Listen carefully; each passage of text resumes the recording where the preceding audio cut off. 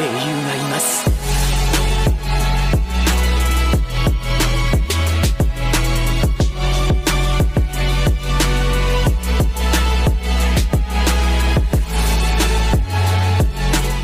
Yo minasan, seperti biasa kembali lagi bersama channel Sayonara Jiraiya.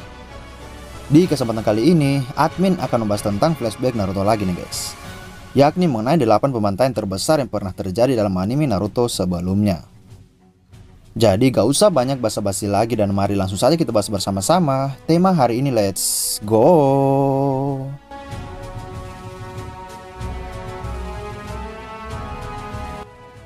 Dalam sebuah anime Naruto, pembunuhan dan pembantaian selalu sering terjadi dikarenakan adanya sebuah elemen penting yakni shinobi. Seperti kata Minato bahwa jika shinobi masih ada, maka kebencian atau perang tersebut akan selalu ada juga. Karena segala inti permasalahan terletak pada shinobi itu sendiri. Sehingga persoalan ini sampai ke era Boruto juga ya kan? Karena di episode 1 Boruto yang lalu, sudah diperlihatkan kalau masalah yang mereka hadapi sebenarnya adalah sebuah sistem bernama ninja. Kawaki ingin menghapus itu demi kedamaian, sementara Boruto tetap bersikeras kalau era shinobi masih belum berakhir. Nah, jadi munculnya tragedi pembantaian tersebut, semuanya demi kepentingan politik sebuah desa ataupun para shinobi jahat. Banyak peristiwa besar yang merugikan setiap desa-desa besar maupun desa kecil. Dan pada hari ini, admin telah merangkum 7 pembantaian terbesar dalam anime Naruto. Penasaran apa saja itu? Mari kita mulai dulu pada peristiwa yang pertama tentang kemusnahan desa Uzushio Gakure. Seperti yang kita semua tahu bahwa desa Uzushio merupakan desanya dari klan Uzumaki. Klan berambut merah ini sangat hebat karena mampu membentuk desa shinobi hanya dengan berisi klan mereka saja. Hal ini berbeda dengan desa lain yang dibentuk oleh 2 klan atau beberapa klan ternama.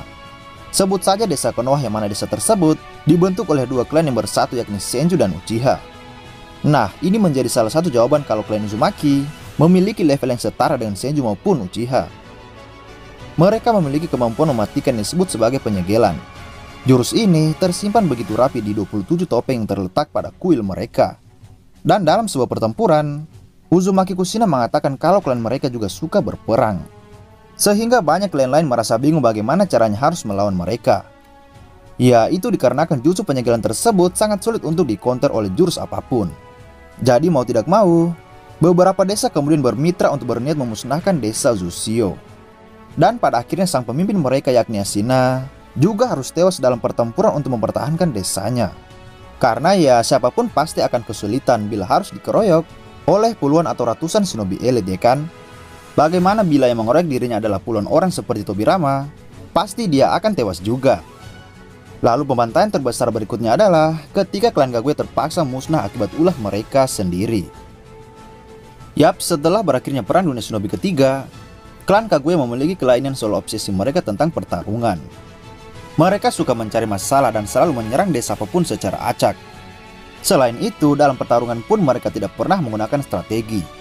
Yang ada dalam pikiran mereka hanyalah bagaimana musuh cepat dihabisi sebanyak-banyaknya.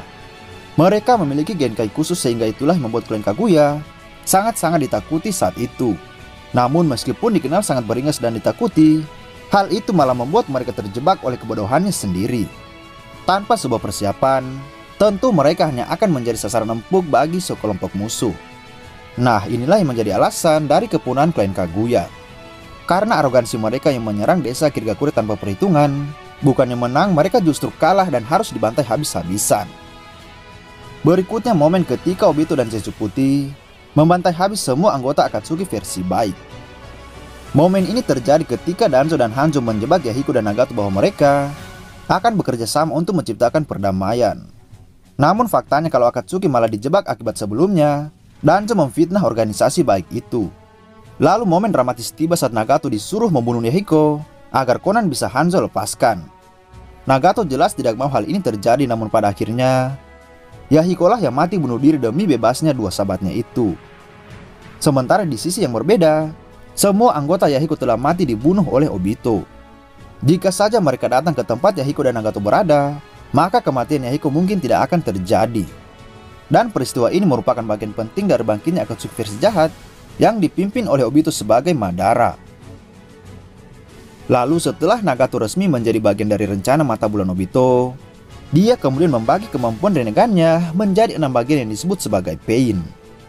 Nah, untuk menjalankan misi pertama sebagai Akatsuki versi jahat, Nagato pergi dan membunuh semua pengikut serta keluarga Hanzo si Salamander.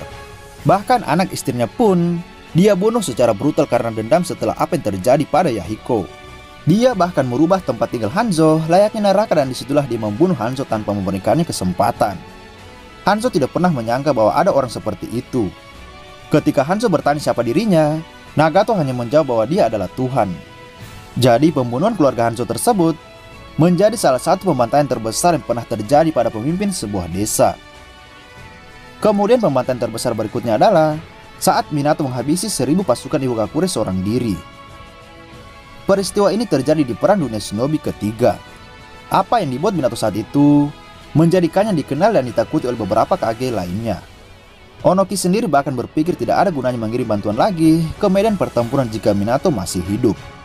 Karena dia tidak menyangka jika 1000 shinobi elitnya dibantai habis oleh satu orang saja. Pembantaian ini sekaligus membuat desa Konoha menang serta damainya kedua desa selama bertahun-tahun lamanya.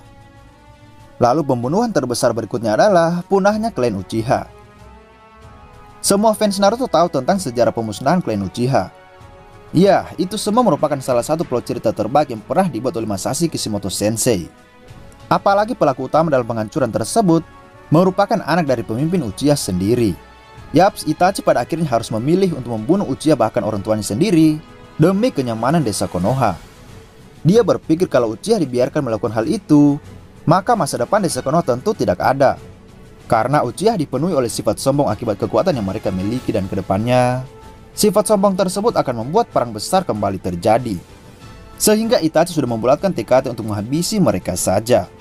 Setelah itu, semuanya menjadi aman karena kudeta akhirnya tidak terjadi dan desa Konoha menjadi tentram kembali, namun Itachi lah yang menanggung semua beban itu. Dan peristiwa ini menjadi salah satu peristiwa terbesar dalam sejarah anime Naruto. Dan pembunuhan terbesar yang terakhir jatuh pada invasi Pain ke desa Konoha. Peristiwa ini mungkin menjadi salah satu kemunduran terbesar dari desa Konoha. Bagaimana tidak? Banyak shinobi elit seperti Kakashi dan Shizune mati dibunuh oleh Pain. Hampir seluruh warga desa Konoha tewas dan seorang Tsunade bahkan ketakutan ketika Pain datang ke hadapannya. Kalau saja Tsunade tidak melindungi semua orang menggunakan Katsuyu, mungkin tak ada lagi shinobi yang tersisa di Konoha kecuali mereka yang berada di luar desa. Dan kalau Naruto tidak datang saat itu, maka apa yang dilakukan oleh Tsunade akan percuma karena Pain masih terus membunuh mereka semua tanpa tersisa sedikit pun. Dan itulah 7 pembantaian terbesar yang pernah terjadi dalam anime Naruto. Masih banyak kisah Naruto dan Boruto yang akan admin bahas pada channel ini ke depannya. Jika kalian suka dengan channel ini, maka jangan lupa untuk berlangganan, oke? Sampai jumpa di video selanjutnya dan salam Shinobi.